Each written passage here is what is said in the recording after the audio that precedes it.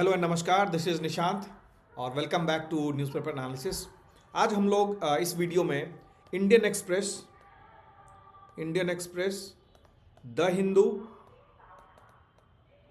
के जो भी इंपॉर्टेंट आर्टिकल्स और न्यूज़ आए हैं आज के डेट में, और जो आपके प्रीलिम्स पॉइंट ऑफ व्यू से इंपॉर्टेंट है, जो आपके मेंस पॉइंट ऑफ व्यू से इंपॉर्टेंट है, और जो आपके इंटरव्यू में जिस तरह के सवाल पूछे जा सकते हैं, तो हम उसको डिस्कशन करेंगे।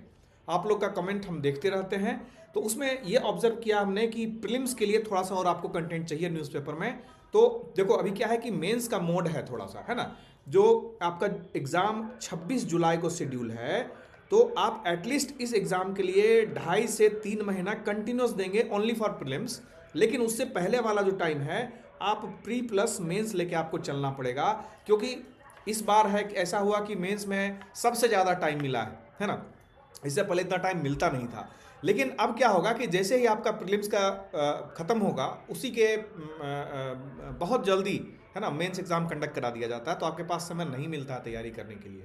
तो प्री प्लस मेंस वाला जो स्ट्रैटेजी है वो चलते रहना है। इसके साथ साथ कुछ स्टूडेंट जिनका ऑलरेडी मेंस है 24 अप्रैल को, तो उनको तो किसी भी हालत में अप्रैल लास्ट तक मेंस पढ़ना ही पड़ेगा।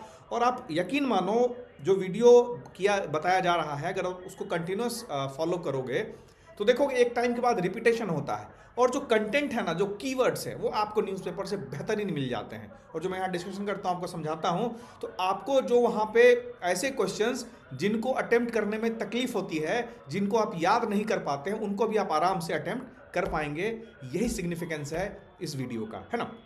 उसके साथ साथ प्रीलिम्स के तरफ हम लोग थोड़ा सा फोकस इंक्रीज करते जाएंगे।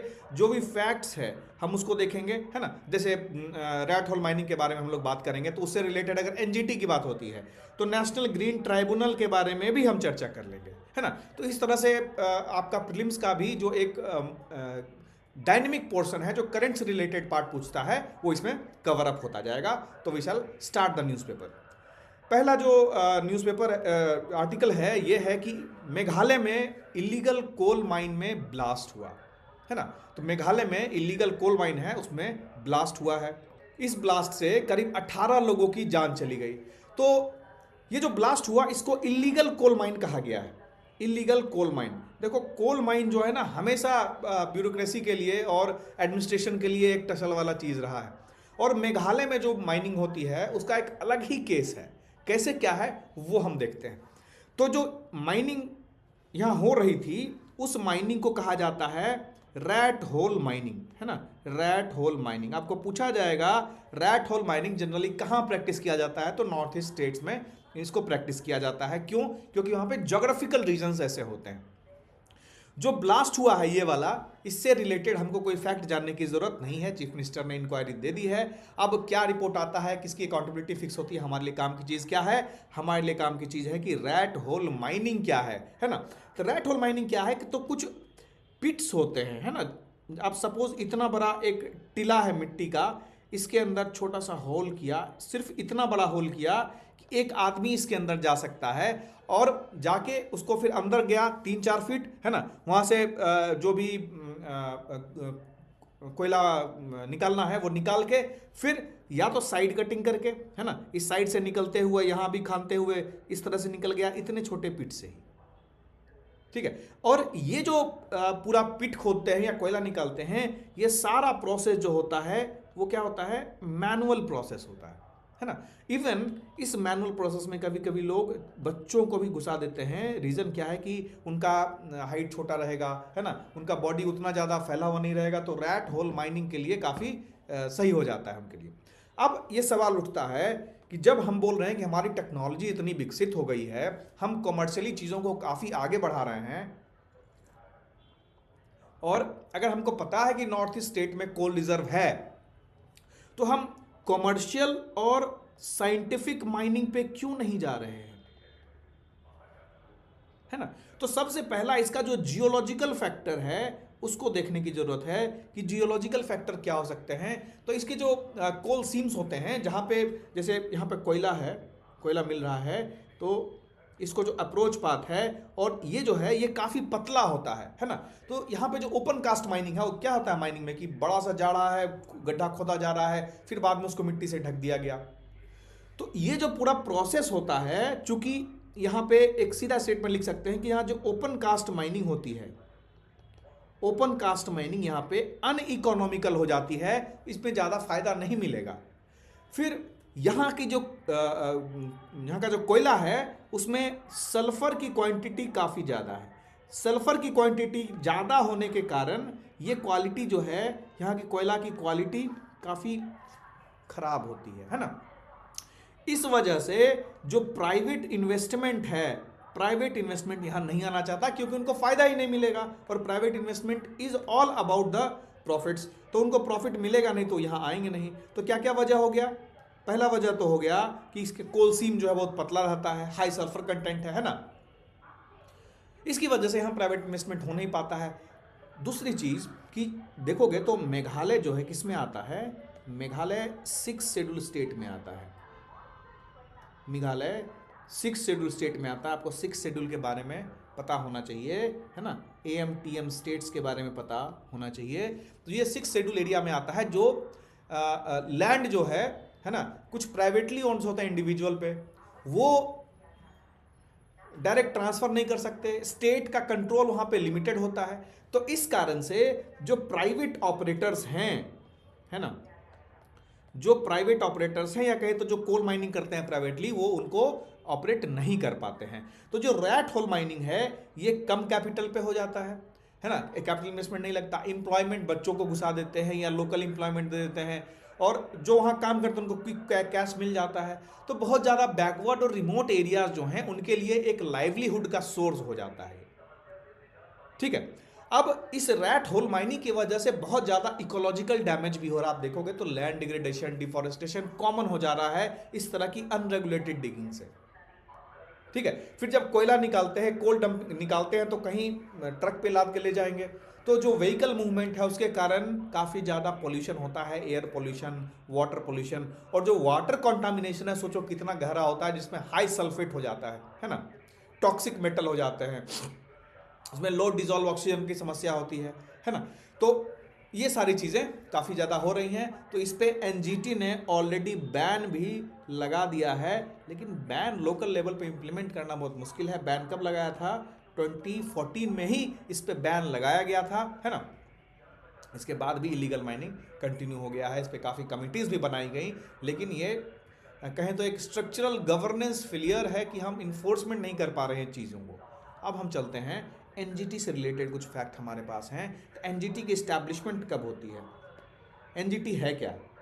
NGT जो है उसको कहते हैं national green tribunal.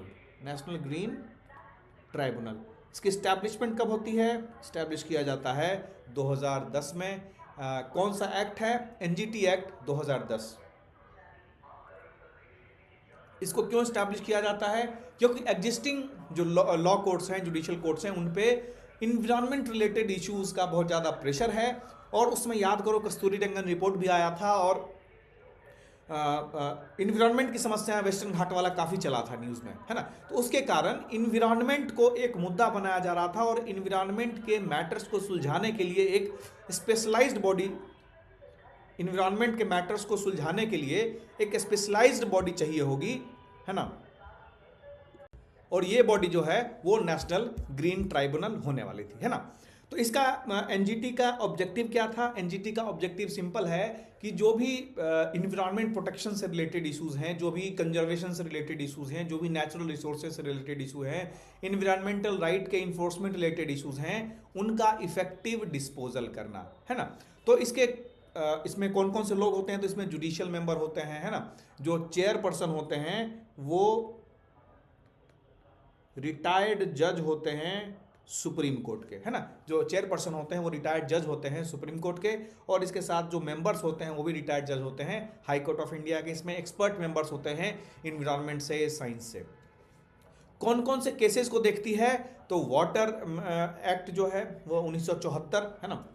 Water act 1974, है ना, वो prevention and control of pollution act. Air prevention and control act 1981, environment protection act 1986, ये सब एक्ट आपको याद भी होने चाहिए। फॉरेस्ट कंजर्वेशन एक्ट 1980, है ना। फिर बायोलॉजिकल डाइवर्सिटी एक्ट 2002, इन सब चीज़ों को, इन सब एक्ट से रिलेटेड इश्यूज को ये देखता है। आप इसमें देखोगे कि जो नोटेबल एब्सेंटी है वो कौन सा है, नोटेबल एब्सेंटी इसमें कौन सा है, वाइल्ड लाइफ प्रोटेक्शन एक्ट। अब आप मुझे कमेंट में लिखोगे कि जो वाइल्ड लाइफ प्रोटेक्शन एक्ट है वो कौन से ईयर में आया था। आप लोग कमेंट नहीं करते, इंगेज नहीं करते ज़्यादा, है ना। मैं जो बोल रहा हूँ, जो डिस्कशन चल रहा है, आप 15 दिन एक बार करके देखो तो फ़ायदा आपको पता चलेगा। खैर, ये आपकी मर्जी, हमारा काम है बताना, आपका काम है करना। आपको अच्छा लगे करो, नहीं अच्छा लगे मत करो, है ना। तो जो एनजीटी काम करती है किस प्रिंसिपल पे, ऑलरेडी लोग देख रहे हैं, फ़ायदा हो रहा है, उनको आंसर लिख रहे हैं। चलो, एनजीटी जो काम करती है ये गाइड होती है नेचुरल जस्टिस के प्रिंसिपल पे। किससे गाइड होती है, नेचुरल जस्टिस के प्रिंसिपल पे। ये जो सीआरपीसी जो था, या अभी बीएनएसएस आया, या जो भी नया लॉ आया है, उसके तहत ये काम नहीं करती है, प्रिंसिपल ऑफ नेचुरल जस्टिस पे काम करती है ना। इन्वायरमेंट कंजर्वेशन इसका मेन ऑब्जेक्टिव है। इसके मेन बेंच जो है इसका कहाँ है, न्यू दिल्ली में है। ये पूछता है सवाल, मेन बेंच कहाँ है, न्यू दिल्ली। इसके जोनल बेंचेस भी हैं, कहाँ कहाँ है, भोपाल में है ना, भोपाल में है, पुणे में है, कोलकाता में है ना, और चेन्नई में है। भोपाल, पुणे, कोलकाता और चेन्नई में इसके जोनल बेंचेस हैं। अगला आर्टिकल है कि जम्मू कश्मीर के चीफ मिनिस्टर ने कहा कि अगर आप यूनियन टेरिटरी बनाते हो तो आप उसमें असेंबली मॉडल मत दो, है ना। इससे क्या हो रहा है कि एक जो रिस्पॉन्सिबिलिटी वाला पॉइंट है और डिलीवरी वाला पॉइंट है, उसमें बहुत ऑल्टरकेशन हो जाता है। कैसे होता है ये समझते हैं। आपको याद होगा कि जो दिल्ली की असेंबली थी, जब अरविंद केजरीवाल जी वहाँ पे चीफ मिनिस्टर थे, तो उनको खुद पता नहीं लगता था कि दिल्ली चीफ सेक्रेटरी का ट्रांसफ़र कब हो गया। यही चीज़ जो उमर अब्दुल्ला हैं वो भी बोलते हैं, और जब बजट सेशन हो रहा था उसके दौरान ये सब बोल रहे थे कि या तो आप किसी भी रीजन को कंप्लीट स्टेटस दे दीजिए स्टेट का, या फिर अगर आप यूनियन टेरिटरी रखना ही चाहते हैं तो उसमें असेंबली मॉडल मत दीजिए। असेंबली मॉडल मतलब क्या हो गया कि उसमें इलेक्टेड लेजिस्लेचर होगा, काउंसिल ऑफ मिनिस्टर होंगे, लेकिन काउंसिल ऑफ मिनिस्टर के ऊपर जो चीफ मिनिस्टर होंगे उनके ऊपर लेफ्टिनेंट गवर्नर को बिठाया जाएगा, और लेफ्टिनेंट गवर्नर को डायरेक्ट किया जाएगा सेंटर से, सेंट्रल गवर्नमेंट से। तो जो एडमिनिस्ट्रेटिव पावर्स हैं, है ना, ये बहुत अच्छा एक पॉइंट है, एक मुद्दा है, और इस पे सवाल अच्छे बनाए जा सकते हैं आपके GS2 सेक्शन 1 में। जो एडमिनिस्ट्रेटिव पावर्स हैं वो किसी के पास डायरेक्ट नहीं रहता है, बल्कि वो शेयर्ड होता है। किसके किसके बीच में शेयर्ड होता है, वो शेयर्ड होता है जो इलेक्टेड गवर्नमेंट है ना, जो इलेक्टेड गवर्नमेंट है और सेंट्रल गवर्नमेंट यानी सेंट्रल गवर्नमेंट के जो एजेंट हैं, लेफ्टिनेंट गवर्नर, उनके बीच में शेयर्ड होता है। अभी दिल्ली में यही मॉडल है, जम्मू कश्मीर में भी यही मॉडल है। उमर अब्दुल्ला कहते हैं कि ये जो मॉडल है इसको हटा देना चाहिए संविधान से, आइदर फुल स्टेट बनाइए या यूटी विदाउट असेंबली बनाइए, क्योंकि जब आप एडमिनिस्ट्रेटिव रिस्पॉन्सिबिलिटी शेयर करते हैं तो इससे गवर्नेंस काफ़ी डिफिकल्ट हो जाता है, और एक इलेक्टेड गवर्नमेंट की अथॉरिटी को आप अंडरमाइन करते हैं। अब इलेक्टेड गवर्नमेंट को आप रिस्पॉन्सिबल तो है, लेकिन वो डिसीजन मेकिंग नहीं कर पाता है ना। डिसीजन मेकिंग कंस्ट्रेंड हो जाता है। डिसीजन मेकिंग क्या हो जाता है, कंस्ट्रेंड हो जाता है ना। एडमिनिस्ट्रेटिव ऑटोनॉमी को हिंडर करता है, एडमिनिस्ट्रेटिव ऑटोनॉमी को वो रोकता है, कोई भी डिसीजन नहीं ले सकता है। जैसे वो एग्जांपल बताते हैं कि उनके जो फाइनेंस सेक्रेटरी हैं उनका ट्रांसफर हो गया। वो कब उनको पता लगा, सोशल मीडिया से उनको पता लगा, उनका ना राय लिया गया ना उनका कमेंट लिया गया, उनसे बिना पूछे ट्रांसफर कर दिया गया। तो ये एक इंस्टीट्यूशनल लिमिटेशन को दर्शाता है जो एक इलेक्टेड गवर्नमेंट फेस करती है यूनियन टेरिटरी में, और जो उनकी पार्टी है वो ऑलरेडी बहुत सारी चीज़ों पे जो अपना मुद्दा बनाती है कि हमें जो स्पेशल स्टेटस है वो बरकरार रहना चाहिए, आर्टिकल 370 जो है ना उसको रिस्टोर कर देना चाहिए। खैर, इससे हमको कोई काम नहीं है, इससे हमको मतलब नहीं है। हमारा क्या था पॉइंट, हमारा ये पॉइंट था कि यूनियन टेरिटरी में असेंबली रहना चाहिए या नहीं रहना चाहिए, उस पर डिबेट था। तो ये चीज़ बताता है कि जो फेडरलिज्म है हमारा वो अभी भी ग्रोइंग कंसेप्ट है, वो भी एक इवॉल्विंग कंसेप्ट है। आप इसका एग्जाम्पल भी फेडरलिज्म का जो भी एग्जाम्पल जब भी सवाल आए तो उसमें एज एन एग्जाम्पल भी आप इसको कोट कर सकते हो। इसके साथ साथ जो स्कोप ऑफ इलेक्टेड गवर्नमेंट्स की बात होती है कई बार सवाल में, स्कोप ऑफ इलेक्टेड गवर्नमेंट, तो इसमें दिया जाता है कि स्कोप ऑफ इलेक्टेड गवर्नमेंट कभी कभी लिमिट कर दी जाती हैं यूनियन टेरिटरी के केस में, है ना। ठीक है, इसके बाद हम चलते हैं अगले आर्टिकल पे। अगला आर्टिकल है इन्विरॉन्मेंटल जुरिस्प्रूडेंस के बारे में, है कि इंडिया का जो इन्विरॉन्मेंटल जुरिस्प्रूडेंस है या क्लाइमेट जुरिस्प्रूडेंस है वो कैसा है। इसका मतलब ये है कि हम लोगों ने जो ठाना कि हमको क्लाइमेट में ये सब काम करने हैं, है ना। हमने संविधान में भी अपने फंडामेंटल राइट में भी मेंशन किया, फंडामेंटल ड्यूटीज़ में भी मेंशन किया, हमने directive principle of state policy में भी मेंशन किया। अब हम क्या कर रहे हैं प्रैक्टिकली, उस पर बहुत जो राइटर हैं वो थोड़े से ये हैं कि नहीं, जैसा हमने सोचा था वैसा कर नहीं रहे हैं। ठीक है, मतलब हमारा जो इन्विरॉन्मेंटल जुरिस्प्रूडेंस है, किसका, हमारा मतलब इंडिया का जो इन्विरॉन्मेंटल जुरिस्प्रूडेंस है, इन्विरॉन्मेंट से रिलेटेड जो भी चीज़ें हैं, जुडिशियल इंटरप्रिटेशन जो हुआ पहले, है ना, उसके बाद जो लेजिस्लेशन हुआ, उसके बाद इन्विरॉन्मेंटल प्रोटेक्शन की दिशा में जो भी कदम उठाए गए, वो कहीं ना कहीं हम ढीला पड़ रहे हैं। ठीक है, तो ये कैसे क्या है इस आर्टिकल में हम लोग डिस्कस करेंगे। ठीक है, तो सबसे पहले समझो कि इन्विरॉन्मेंट के बारे में हमारे संविधान में कहाँ कहाँ मेंशन है। इन्विरॉन्मेंट के बारे में हमारे आर्टिकल 21 में, है ना, आर्टिकल 21 में राइट टू लाइफ को इंटरप्रेट किया माननीय सुप्रीम कोर्ट ने, और इन्होंने कहा कि जो right to life with dignity है, उस डिग्निटी में जो क्लीन और हेल्दी इन्विरॉन्मेंट है, क्लीन एंड हेल्दी इन्विरॉन्मेंट है, ये भी आर्टिकल 21 का हिस्सा है। आप मुझे बताओगे कि रिसेंटली सुप्रीम कोर्ट ने आर्टिकल 21 में किस चीज़ को इंक्लूड किया है अपने इंटरप्रिटेशन से। ये आर्टिकल 21 ऐसी चीज़ है जो कंटिन्यूसली इवॉल्व होता रहता है और उसमें काफ़ी चीज़ें ऐड होती रहती हैं, क्योंकि जो लाइफ है डिग्निटी के साथ, तो ये एक ओपन कंसेप्ट है। इस डिग्निटी को इंश्योर करने के लिए क्या सब चीज़ें की जा सकती हैं, कोर्ट वही करता है कि उस टाइम पे जब चीज़ें इवॉल्व हो रही होती हैं, उस टाइम पे इस डिग्निटी को इंश्योर करने के लिए क्या सब चीज़ें की जानी चाहिए उनको इंश्योर करता है।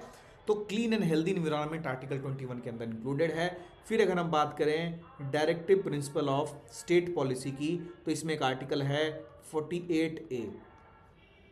आर्टिकल 48A जो डायरेक्टिव प्रिंसिपल का है, वो स्टेट को डायरेक्ट करता है कि इन्वायरमेंट को प्रोटेक्ट करने की दिशा में आप कदम उठाएंगे, है ना।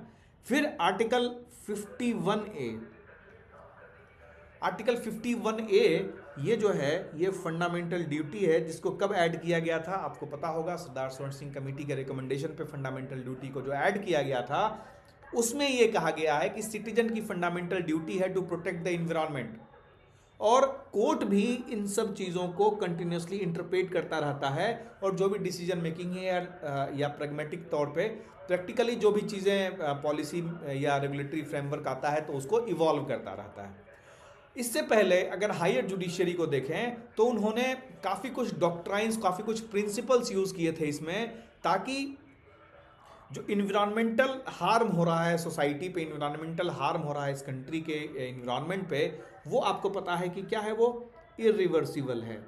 इरिवर्सिबल एक बार हो गया तो वापस आने में उसको लाखों करोड़ों साल लगते हैं, तो स्ट्रिक्ट स्क्रूटनी की ज़रूरत है।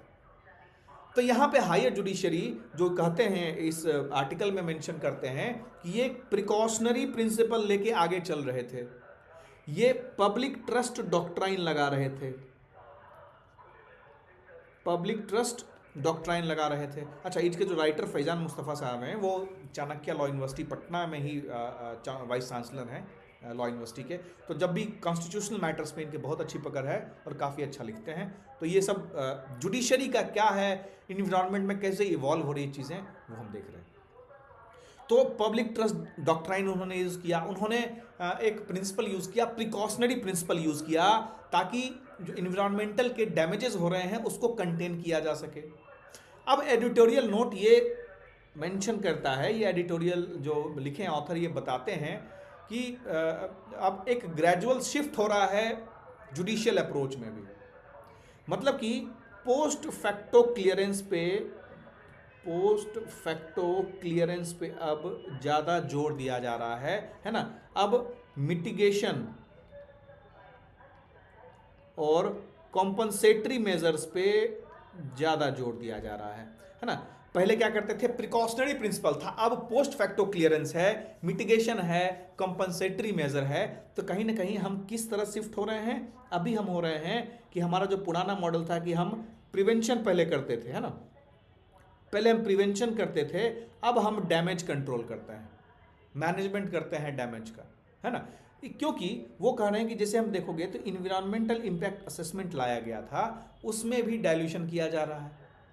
अभी अरावली रिलेटेड जो जुरिस्प्रूडेंस है उसको अगर जुडिशियल ट्रीटमेंट हम समझें, अरावली हिल्स वाले मैटर में क्या हुआ कि जो अरावली रेंज को एक्सेप्ट करने के लिए जो हाइट का डेफिनेशन था, हाइट का डेफिनेशन था, इसको एक्सेप्ट कर लिया गया, है ना। और ये जो अप्रोच था, इसके कारण काफी इकोलॉजिकल सेंसिटिव एरियाज जो थे उसको प्रोटेक्ट करने से अलग हो गया, मतलब एक्सक्लूड कर दिया गया, है ना।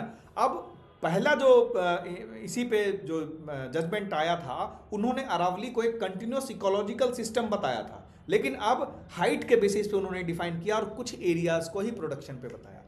तो कहीं ना कहीं हम शिफ्ट हो रहे हैं एक दिशा में, है ना।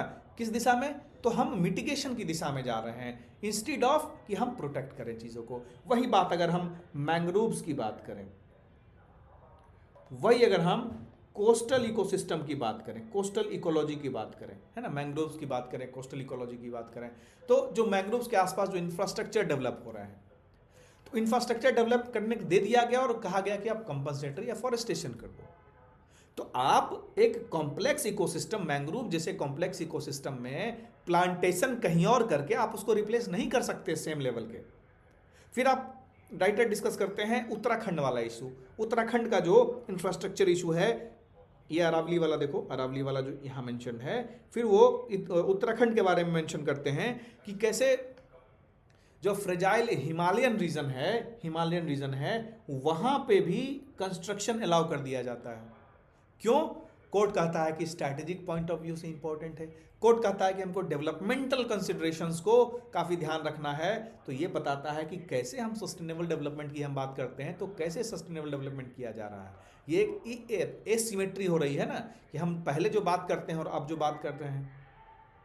तो अभी ज़रूरत है, राइटर सजेस्ट करते हैं कि इस पर जुडिशियल कंसिस्टेंसी की ज़रूरत है, जुडिशियल कंसिस्टेंसी की ज़रूरत है। हमको इंस्टीट्यूशनल कमिटमेंट होता है किसी भी सब्जेक्ट को लेके, वो हमें रखने की ज़रूरत है। और आप जैसा ऊपर करेंगे वैसा ही नीचे जाएगा, नीचे लेवल पे जाएगा, मतलब नीचे लोअर कोर्ट्स जो हैं उनको भी एम्पावर करने की ज़रूरत है, एनवायरमेंटल ट्राइब्यूनल्स को और ज़्यादा बैलेंस करने की ज़रूरत है ना।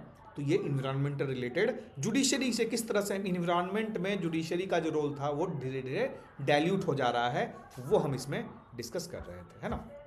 अब हम लोग चलते हैं आगे। अगला है गवर्नर के एड्रेस के बारे में।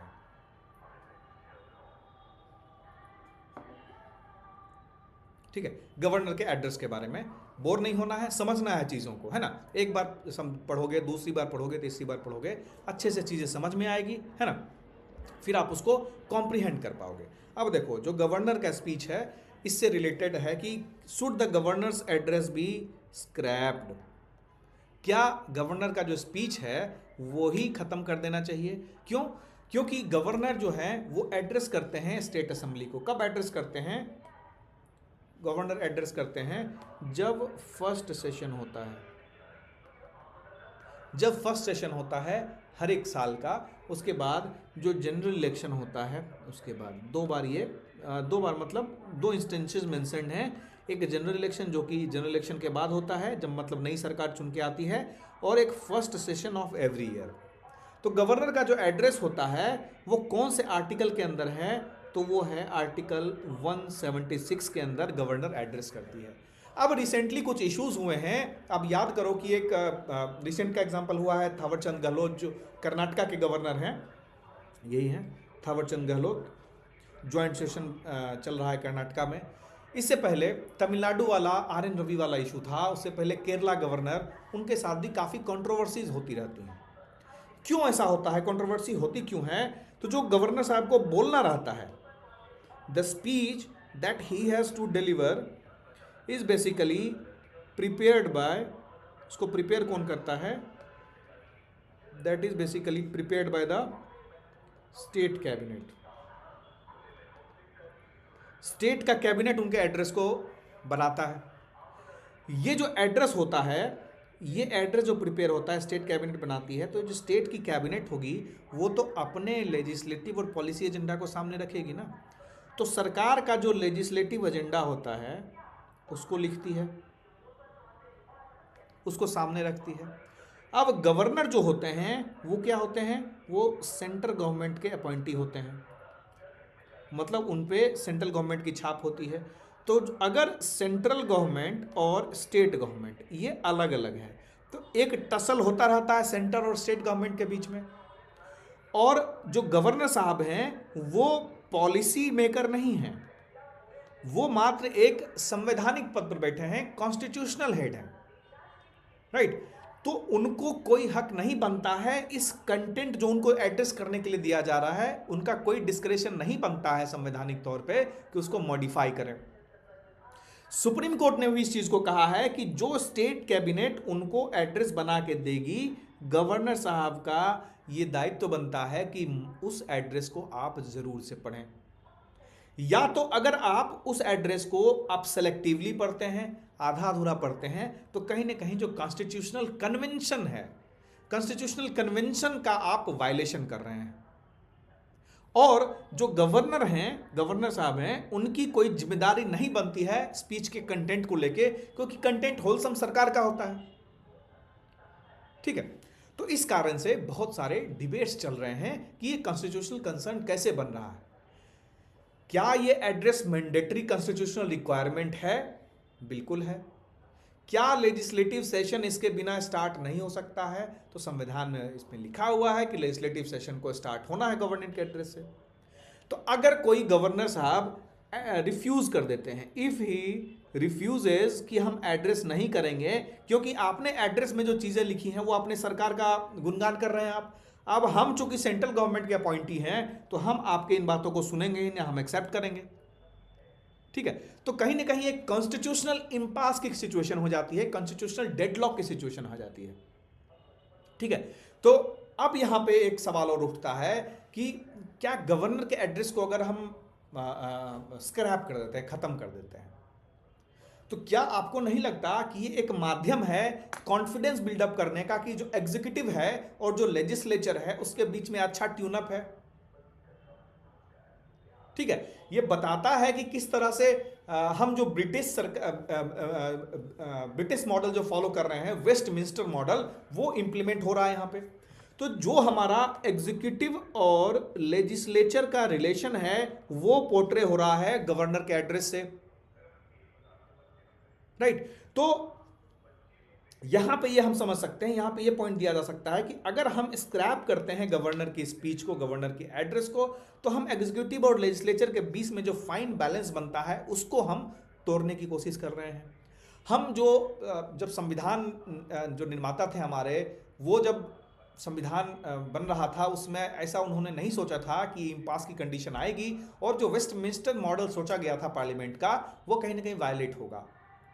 फिर एक पॉइंट इसमें आता है कि कहीं भी, अब जरूरी तो नहीं है बीजेपी वाले जहां गवर्निंग स्टेट है कहां उसमें हो रहा है ऐसा कुछ, क्यों?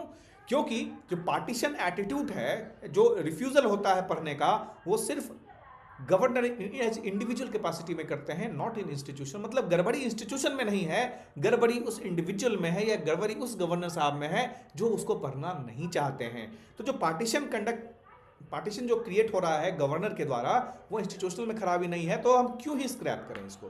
तो ये सारे पॉइंट्स हैं जिसके बेसिस पे हम कह सकते हैं कि जो गवर्नर्स का एड्रेस है वो एक तरह से जरूरी भी है, ठीक है। अब एक प्रैक्टिकल इस पे अगर बात करें तो क्या एड्रेस हमें कुछ फायदा पहुंचाता है? बहुत चीज सेरेमोनियल हो रही है, प्रेसिडेंट की पोजीशन ही सेरेमोनियल है ना।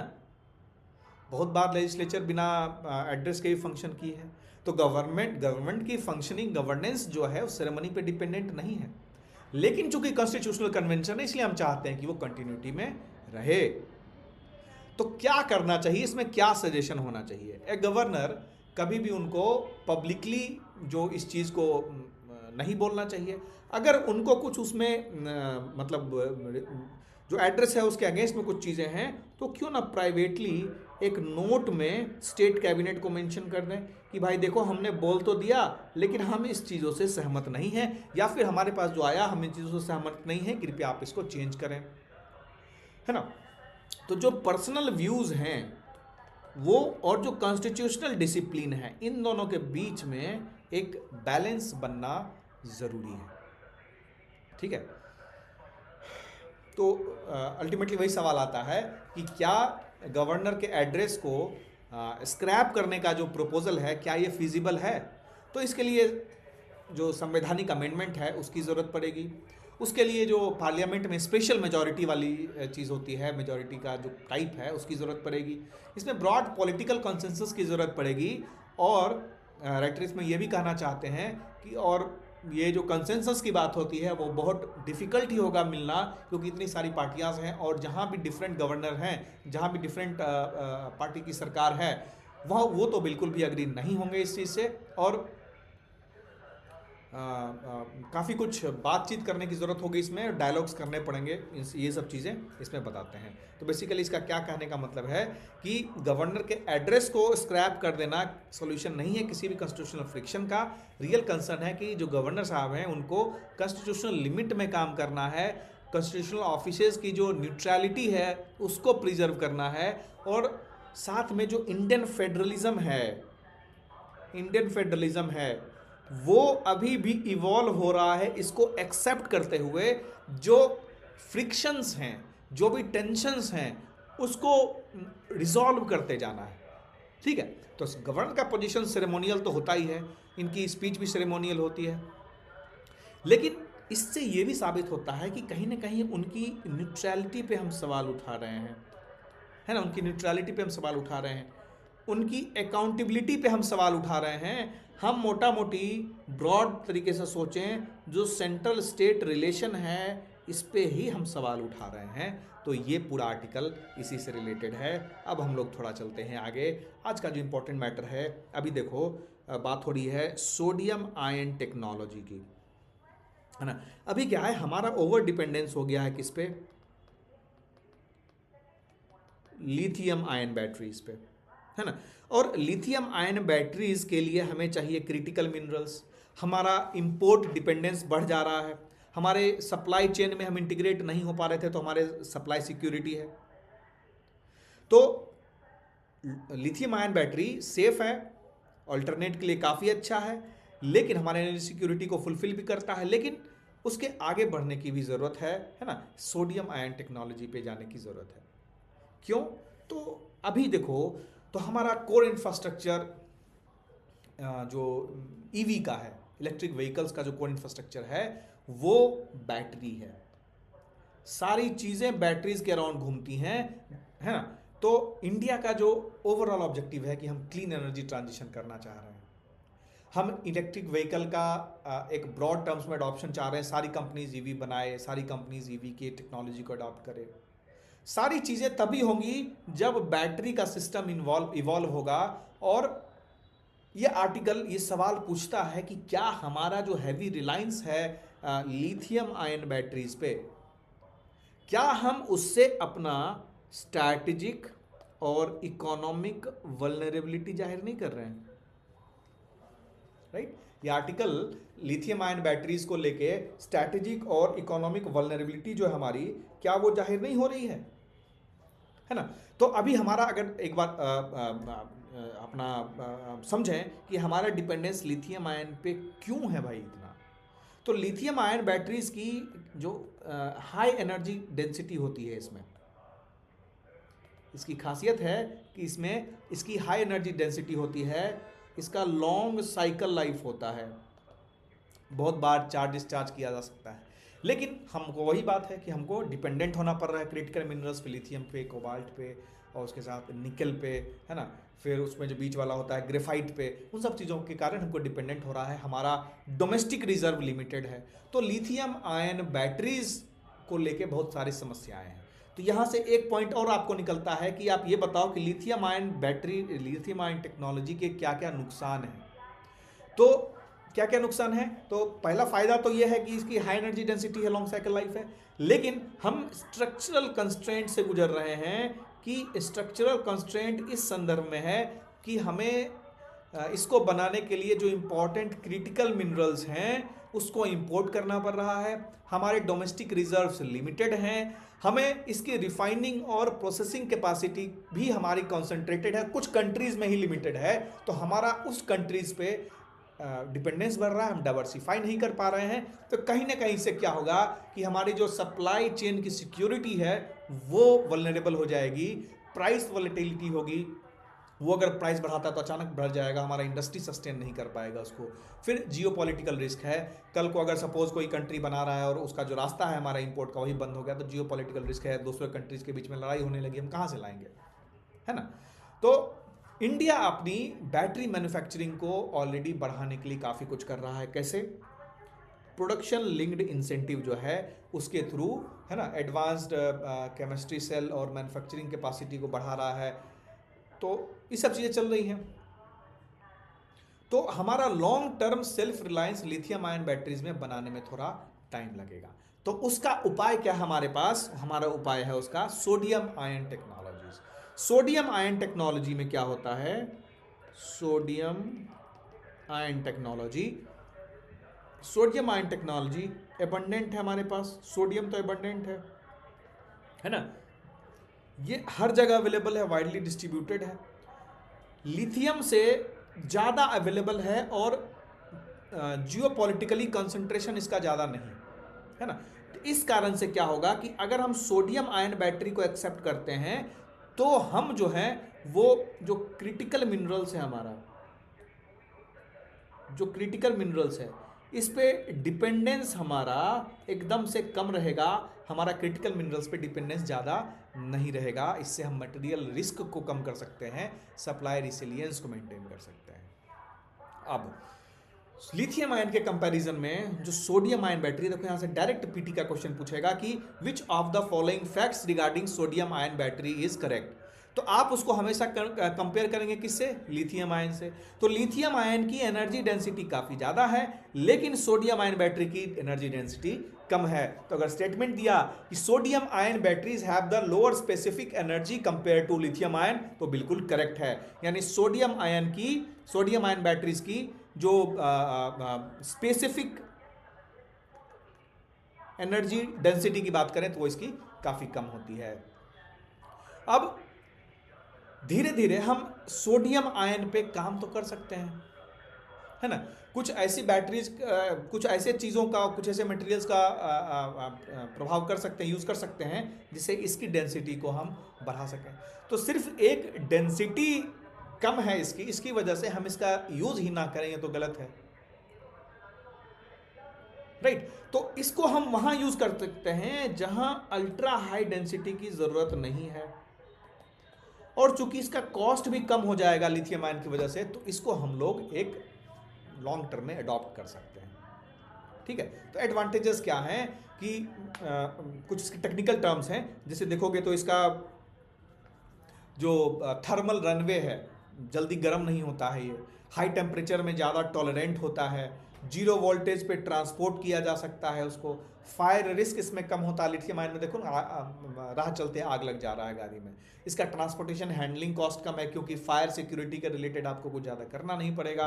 और ये सबसे अच्छा किसके लिए है कि तो ग्रिड स्टोरेज के लिए, जैसे सोलर पावर प्लांट हम बना रहे हैं, या पब्लिक ट्रांसपोर्ट के लिए ठीक है ना, या जहाँ पे कहें तो भीड़ भाड़ अर्बन इलाका है, डेंस है, वहाँ पे हम इसको यूज़ कर सकते हैं। सबसे अच्छी बात इसकी ये है कि ये लार्जली कंपेटेबल है हमारे जो एग्जिस्टिंग इंफ्रास्ट्रक्चर है उसके साथ कंपेटेबल है। तो हमको थोड़ा इसमें जोर देना पड़ेगा, है ना, जोर देना पड़ेगा कि, और हमारा पॉलिसी डायरेक्शन इस दिशा में होना चाहिए कि जो ईवी मैन्युफैक्चरर्स हैं वो सोडियम आयन प्लेटफॉर्म को एक्सेप्ट करें, उनको अप्रूव करें उनकी बैटरीज को यूज़। हमारे सरकार का काम है कि जो प्रोक्योरमेंट पॉलिसीज़ को थोड़ा सा और ज़्यादा सही बनाएं, ताकि सोडियम आयन को लिथियम आयन के साथ हम इंपोर्ट कर पाएँ। कुछ रेगुलेटरी प्रोसीजर्स जो हैं उसको पूरा करें इसमें, है ना। और जो सप्लाई डिसरप्शंस कम होने के चांसेस हैं इसमें, तो इसको यूटिलाइज करते हुए हम लिथियम आयन बैटरी को धीरे धीरे करके हम अपना उसमें कैपेसिटी बढ़ाएं, लेकिन सोडियम आयन यूज़ करते हुए हम ईवी में अपना टेक्नोलॉजी को आगे बढ़ाते रहें। तो इस आर्टिकल का मोटा मोटी यही था कि टेक्निकल एस्पेक्ट्स को बताया और ये बताया कि जो बैटरी है वो हमें एक सिंगल टेक्नोलॉजी डिपेंडेंट नहीं होना है कि सिर्फ लिथियम आयन ही यूज़ होगा तभी हम ईवी टेक्नोलॉजी करेंगे। हमें डाइवर्सिफाई करना पड़ेगा ताकि हमारी एनर्जी सिक्योरिटी मेंटेन रहे, हमारा क्रिटिकल मिनरल रिस्क जो है वो रिड्यूस हो जाए, हम क्लीन एनर्जी ट्रांजिशन की दिशा में अपना रिसिलियंस बढ़ा पाएँ। ठीक है, तो सोडियम आयन बैटरी जो है, सोडियम आयन टेक्नोलॉजी और लिथियम आयन के कंपैरिजन में अच्छा ऑप्शन है और ये सब चीज़ें कहा कि हम आगे बढ़ सकते हैं, है ना। अब हम आगे देखते हैं। ये आर्टिकल जो है इंडियन एक्सप्रेस का है, ये जो है द हिंदू का है। तो दोनों में हेल्थ केयर को लेके कुछ बातें की गई हैं, वो हम इसमें डिस्कस करेंगे, है ना। और मोस्टली हम कोशिश करेंगे कि ये लास्ट आर्टिकल हो, बाकी हम नेक्स्ट वीडियो में इसको इंक्लूड कर लेंगे, क्योंकि हमारे पास आज डिस्कशन के लिए काफ़ी सारे पॉइंट्स थे। अब चूंकि सारे पॉइंट्स को एक साथ कवर करना थोड़ा डिफिकल्ट भी हो जाता है, तो नेक्स्ट वीडियो में हम लोग कर लेंगे। अभी एक हेल्थ केयर वाला हम लोग डिस्कस कर लेते हैं, जो लास्ट टॉपिक है हमारा। ये आपके पीटी और मेंस दोनों पॉइंट ऑफ व्यू से इंपॉर्टेंट है। जो यूनियन बजट 2026 आया है उसमें जो भी हेल्थ केयर रिलेटेड चीज़ें की गई हैं, है ना, तो ये समझना चाह रहे हैं इन आर्टिकल से कि इंडिया की जो हेल्थ केयर कंडीशन है, अभी बहुत सारे डिबेट है इसमें कि आप सिर्फ हेल्थ केयर में आप कवरेज बढ़ा रहे हैं, आप हेल्थ केयर की क्वालिटी को नहीं बढ़ा रहे हैं, आप जो पुरानी पॉलिसीज़ थी उसको कंटिन्यू नहीं कर पा रहे हैं, आप आउटकम को जज नहीं कर पा रहे हैं। तो ये बताता है कि आप जो स्पेंडिंग कर रहे हैं, आर्टिकल का बेसिकली ओवरऑल ऑब्जेक्टिव समझो कि आप जो स्पेंडिंग कर रहे हैं, आपका जो स्ट्रक्चर है, जो आपका इंफ्रास्ट्रक्चर है हेल्थ केयर का, और जो आउटकम है यानी रिजल्ट है, क्या ये तीनों सिंक हैं? ये चीज़ ये आर्टिकल पूछ रही है।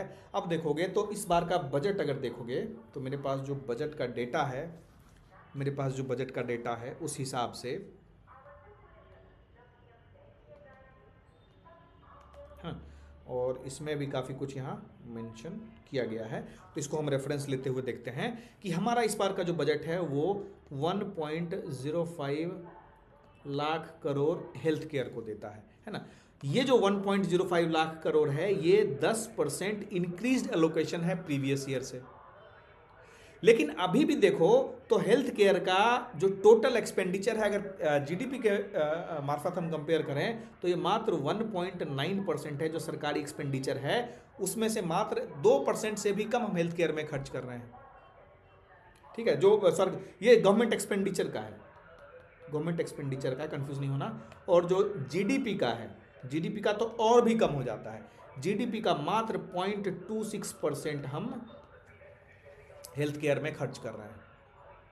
और जो नेशनल हेल्थ पॉलिसी हमारी आई थी, नेशनल हेल्थ पॉलिसी जो हमारी आई थी, नेशनल हेल्थ पॉलिसी कब आई थी? 2017 में। वो मैंडेट करता है हमको कि हमारा जो हेल्थ केयर एक्सपेंडिचर होना है 2.5% ऑफ जीडीपी होना है। अब देखो हम कितना शॉर्ट कर रहे हैं, है ना। तो हमारा जो नेशनल हेल्थ पॉलिसी है वो कहता है कि 2.5% ऑफ जीडीपी हमारा होना चाहिए, लेकिन अभी तक हम मात्र 0.26% ऑफ जीडीपी कर रहे हैं। और एक एब्सोल्यूट टर्म्स में देखें तो गवर्नमेंट एक्सपेंडिचर का मात्र 1.9% कर पा रहे हैं और 1.05 lakh crore in terms of currency खर्च कर पा रहे हैं। तो कहीं ना कहीं हम अभी काफ़ी कम हैं, जो हमारा अपना अप्रॉक्सीमेशन था उसमें भी हम नहीं खर्च कर पा रहे हैं।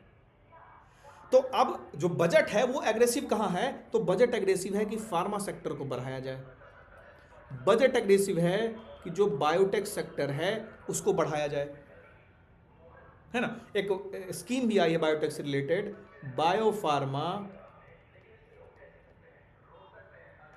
बायोफार्मा शक्ति स्कीम, जिसमें एलोकेशन करीब 10,000 करोड़ का है। क्या करना चाहता है ये? तो इंडिया को एक बायोलॉजिकल और बायोसिमिलर जो चीज़ें हैं उसका एक मैन्युफैक्चरिंग हब बनाना चाह रहा है। खैर वो सब चीज़ें अलग हैं। कौन सी चीज़ें नहीं की गई यहाँ पे। तो हमें इंक्रीज्ड पब्लिक हेल्थ स्पेंडिंग चाहिए था जीडीपी के शेयर में। हमारा जो नेशनल हेल्थ मिशन है उसका एलोकेशन नहीं करना चाहिए, जबकि यूटिलाइजेशन आप देखोगे तो हाईएस्ट यूटिलाइजेशन है उसका। प्राइमरी हेल्थ केयर पे उसका प्रूवन इम्पैक्ट है, नेशनल हेल्थ मिशन का बहुत अच्छा प्रभाव डाल रही है। लेकिन क्या इस तरह से जो हम इंक्रीज करेंगे मात्र 10% इंक्रीज करके, अगर हम इसमें 10% इंक्रीज करेंगे तो कब हमारा 2.5% पे पहुंच पाएगा, आप ही देखो, है ना। तो सिस्टमेटिक इंप्रूवमेंट में काफ़ी साल, मतलब 10 साल लग जाएगा इसमें। अभी जो हमारी स्ट्रक्चरल प्रॉब्लम है जिसकी हमने बात की थी कि हमारी स्ट्रक्चरल प्रॉब्लम्स क्या क्या है, अगर स्ट्रक्चरल प्रॉब्लम्स को देखोगे तो अभी स्कीम वाइज, डिपार्टमेंट वाइज, है ना, ऐसे करके डिफ्रेंशिएटेड हैं चीज़ें। इन सब का इम्प्लीमेंटेशन जो होता है वो काफ़ी वीक है। हम अकाउंटेबिलिटी फिक्स नहीं कर पा रहे हैं कि अगर मेरा आउटपुट नहीं आ रहा है तो कौन रिस्पॉन्सिबल है उसका। हम लॉन्ग टर्म केयर के बारे में नहीं सोच रहे हैं, हम हर चीज़ का है ना एपिसोडिक ट्रीटमेंट बोलते हैं, मतलब जब हुआ तो ट्रीटमेंट कर लिए, आगे बढ़ गए। लॉन्ग टर्म केयर के बारे में हम कुछ नहीं सोच रहे हैं, जेरिएट्रिक केयर के बारे में हम कुछ नहीं सोच रहे। तो ये एक मोटा मोटी पॉलिसी वाली चीज़ें हैं। अब जैसे आयुष्मान भारत की बात करो, आयुष्मान भारत के बारे में भी ये बात करते हैं कि आयुष्मान भारत के बारे में बात करते हैं कि आयुष्मान भारत ने फाइनेंशियल प्रोटेक्शन तो दिया, करीब 10 करोड़ हॉस्पिटल ट्रीटमेंट इंश्योर किया है, आउट ऑफ पॉकेट एक्सपेंडिचर जो इतना ज़्यादा होता था उसको कम किया है। कौन सा स्कीम है? आयुष्मान भारत। लेकिन अभी भी जो इंश्योरेंस कवरेज है वो कभी भी जो प्राइमरी केयर है उसको रिप्लेस नहीं कर सकता है। अभी भी सिस्टम जो है हॉस्पिटल सेंट्रिक है और क्यूरेटिव है, हम प्रिवेंशन में जा ही नहीं पा रहे हैं। ठीक है, तो ये सब चीज़ों की बात हो रही है। फिर बात होती है कि जो हेल्थ चैलेंजेस हैं वो स्टेट वाइज वेरी होते हैं, जहां पे हम कुछ ऐसा सिस्टम बनाएं जहां पे हम स्टेट के लिए, राज्यों के लिए हम फ्लेक्सिबिलिटी क्रिएट करें कि वो अपने हिसाब से चीज़ों को तय करें, वो अपना डेटा सिस्टम स्ट्रेंथन करें, आउटकम के लिए उनकी जो अकाउंटेबिलिटी है उसको इंश्योर करें, और जो प्राइवेट सेक्टर का इन्वॉल्वमेंट है या तो इसको थोड़ा सा हम रेगुलेट करें क्योंकि आउट ऑफ एक्सपेंडिचर काफ़ी ज़्यादा है ना। अब इसको हम ज़्यादा रेगुलेट करते हैं तो यहाँ पे इनोवेशन खत्म हो जाता है, इंसेंटिवाइजेशन खत्म हो जाता है ना। तो इन सब चीज़ों के बारे में बैलेंस करने की ज़रूरत है। और मोटा मोटी हम ओवरऑल यही समझें कि इंडिया हेल्थ केयर पे बहुत अच्छा स्पेंड नहीं कर रहा है, अभी भी इम्प्रूव करने की ज़रूरत है। कर भी रहा है तो स्ट्रैटेजिकली एक डायरेक्शन में नहीं कर रहा है, सिस्टम अभी भी फ्रैगमेंटेड है, सिस्टम अभी भी क्यूरेटिव पे बेस्ड है, प्रिवेंशन और प्राइमरी हेल्थ केयर पे कुछ नहीं कर पा रहे हैं। तो बजट 2026 हेल्थ केयर की जो इंडस्ट्री है उसको कैपेसिटी इन्हांसमेंट के लिए तो कर रहा है, लेकिन अभी भी हायर पब्लिक स्पेंडिंग चाहिए। स्पेंडिंग का जो डिज़ाइन है वो इंश्योरेंस पे ना खर्च करके प्राइमरी हेल्थ सेक्टर को कैसे आगे बढ़ा जाए, मेडिकल कॉलेज में डॉक्टर्स की जो कैपेबिलिटी है उसको इन्हांसमेंट कैसे की जाए। हम कवरेज वाला चीज़, मतलब इतना को दे दिए से बढ़ के क्वालिटी वाला हेल्थ केयर पे जाना चाहिए हमको, इंटेंट लार्ज होना चाहिए, एग्जीक्यूशन और स्ट्रक्चरिंग अच्छा होना चाहिए उसका। तो इतनी चीज़ें हेल्थ केयर से रिलेटेड इस आर्टिकल में है जो आपको ध्यान देने की है इसमें, है ना। तो आज हम यहीं पे लिमिट करते हैं, ऑलरेडी टाइम ज़्यादा हो गया है। आपको जो क्वेश्चन दिया गया है कमेंट करना, उसका रिप्लाई ज़रूर करिए। बाकी जो 2-3 आर्टिकल है उसको भी हम लोग जरूर डिस्कस करेंगे क्योंकि काफ़ी इंपॉर्टेंट है। देखो, मोशन ऑफ थैंक्स के बारे में है, प्राइम मिनिस्टर ने मोशन ऑफ थैंक्स को स्किप किया था, नेक्स्ट डे आके प्रधानमंत्री उसका जवाब देते हैं मोशन ऑफ थैंक्स पे। तो मोशन ऑफ थैंक्स है क्या, स्पीच क्या ज़रूरी है, प्रेसिडेंट का क्या रोल होता है इसमें, अपोजिशन इस पे अगर कुछ बात करते हैं तो क्या इससे सरकार गिर सकती है, इन सब चीज़ों पे हम डिस्कशन करते हैं। अगला जो हमारा जीसीसी नेशन के साथ जो टर्म्स ऑफ रेफरेंस एफटीए का हुआ है उसके साथ, और तीसरा है कि स्टार्ट ट्रीटी जो है वो ख़त्म हो रहा है। ये आर्टिकल जो है ये एक्सप्रेस में भी था और हिंदू में भी था, इसके लिए मैंने इंक्लूड किया। और लास्ट वाला है इंडिया रशिया से रिलेटेड कुछ अपडेट्स हैं, उसके बारे में हम डिस्कशन करते हैं। तो 3-4 आर्टिकल पे एक अलग वीडियो आ जाएगा हमारा, है ना। जो भी बताया गया है उसको फिर से एक बार वीडियो अगर देखना, थोड़ा रिवाइज करना, जो भी चीज़ें हैं आर्टिकल बताया गया एक बार उसको अगर पढ़ सको तो मैंने चीज़ें बता दी हैं, तुमको समझ में आती जाएंगी, है ना। तो इस तरह से न्यूज़पेपर पढ़ना सीखो, जो बताया गया है उसको कमेंट करो। मिलते हैं अगले वीडियो में, बाय बाय।